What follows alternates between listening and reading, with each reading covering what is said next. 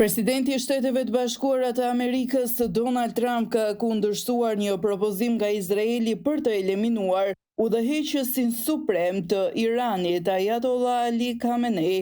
Lajmi raportohet nga agjencia Reuters, e cila citon burime zyrtare amerikane.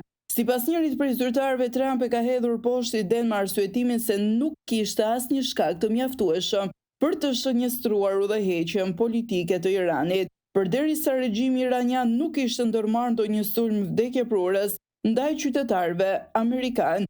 A kanë vrarë iranianë ndonjë amerikan deri tani? Jo. Derisa të ndodh kjo, ne as nuk e diskutojmë goditjen e udhëheqjes politike, citohet të ketë thënë zyrtari amerikan. Ndërkohë, kryeministri izraelit Benjamin Netanyahu, i pyetur për ekzistencën e një plani të tillë, refuzoi të jap detaje.